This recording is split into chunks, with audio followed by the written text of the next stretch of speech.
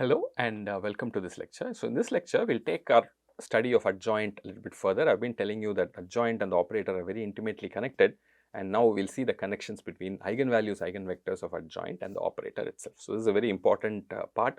As we all know, eigenvalues, eigenvectors reveals very important properties of the operator. So, it is important to know how the adjoints, eigenvalues, eigenvectors are connected to that of the original operator. The result is very simple, and but before we prove that, let's look at these eigenvalues, eigenvectors of A and A Hermitian or T and T star closely and interpret them carefully. It turns out we get this new interpretations which are called right and left eigenvectors of a matrix. Okay, just like we went from two spaces, column space, null space, to four spaces once the adjoint came, right? We got column space, null space, row space and left null space. We got two more spaces, it became four fundamental spaces. Likewise, these eigenvectors, instead of just being on the right, now you will also have eigenvectors on the left because of this adjoint coming in. Okay, so let's see how that works. So you have operators T and T star represented by A and A Hermitian. Okay, this is the standard form here. So the eigenvector or eigenvalue of T is typically called as the right eigenvalue or eigenvector. So we have TV equals lambda V. In terms of the matrix, it's AV equals lambda V, and ABCD V1, V2 is lambda V1, V2. So this is how we define. This is a standard eigenvalue. Eigenvector V is the eigenvector with eigenvalue lambda. We've seen this.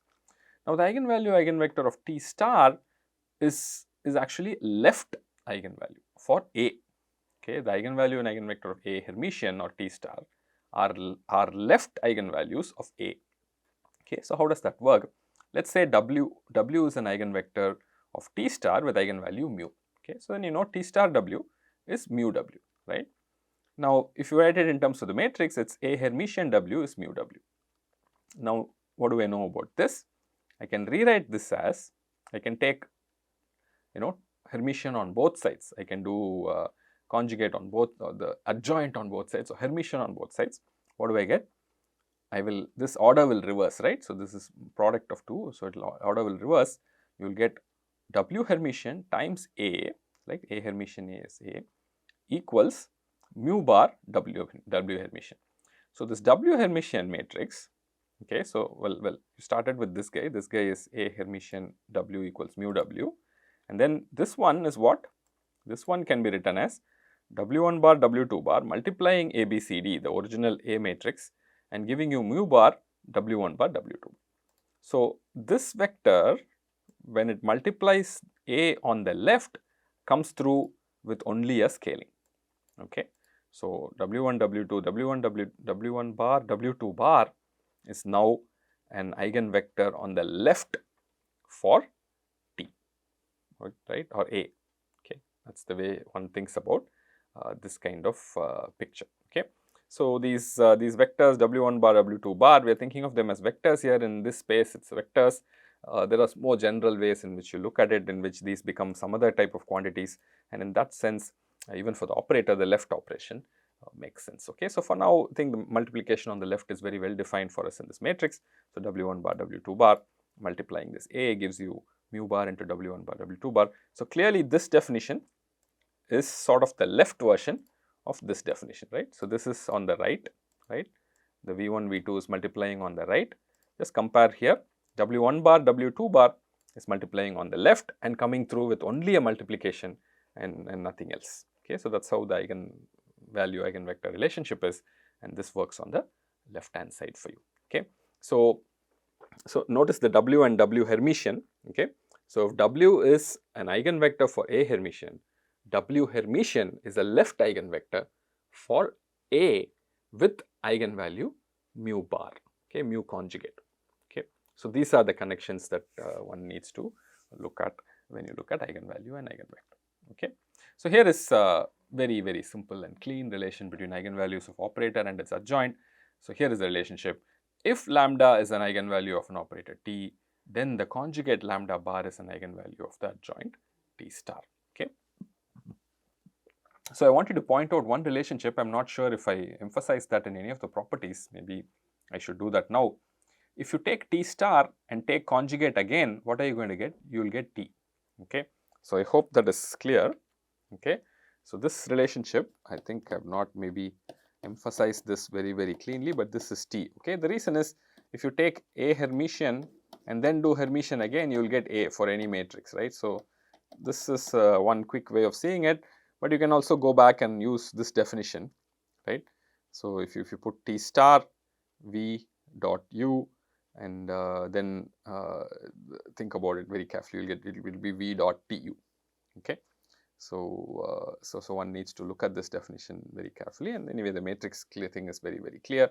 A Hermitian, you Hermitian again, you get A back again. So, that way you can very quickly see T star star same as T, okay. So, this is a relationship to keep in mind. So, basically an eigenvalue of T, if you conjugate it, you will get an eigenvalue of T star.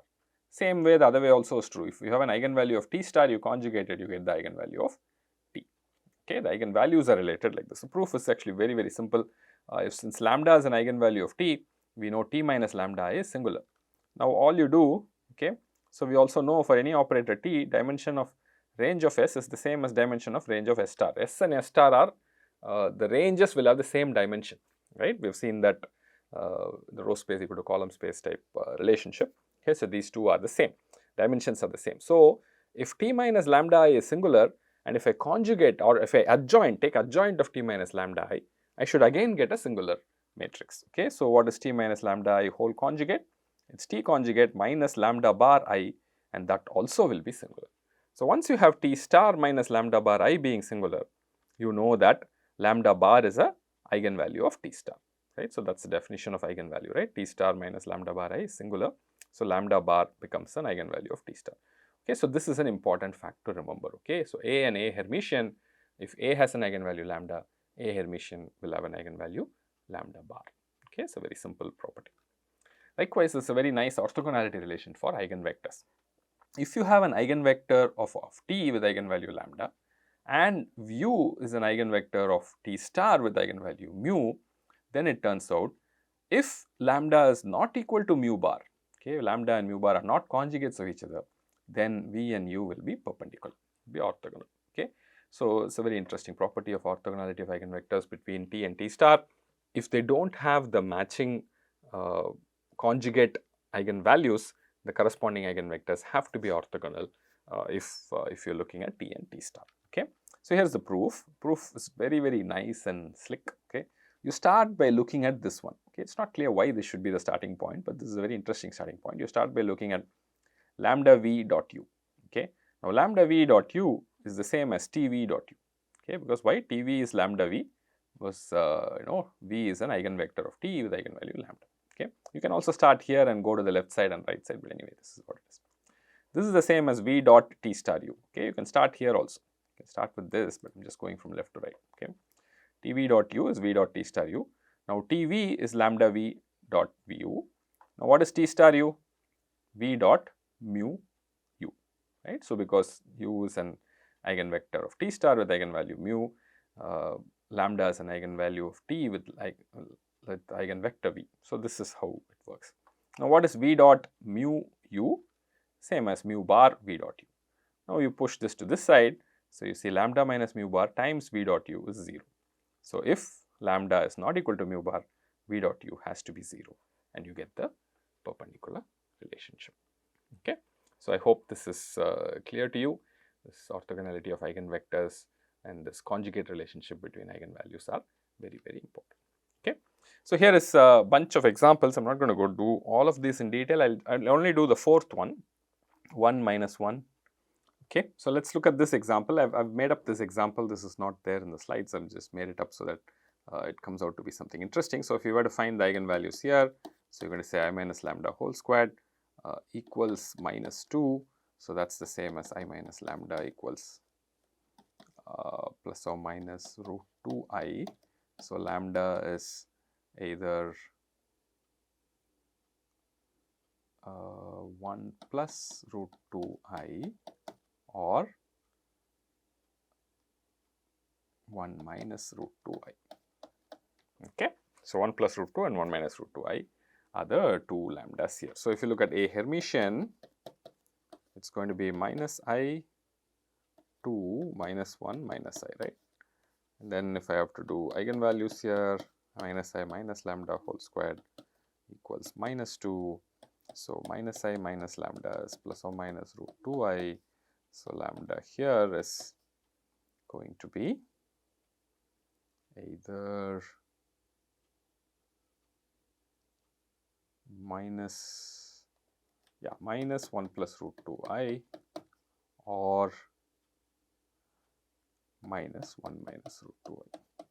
So, you see here you get conjugate, right. So, this and this are conjugates, this and this are conjugates, they are matching in some sense. Okay. So, you can also find the eigenvectors and verify that the eigenvectors of this and this will be orthogonal eigenvectors of this and this will be orthogonal for you. Okay. So, you can check that out. Okay. So, that concludes our brief study of the properties of eigenvalues and eigenvectors of operator and adjoint. Thank you very much.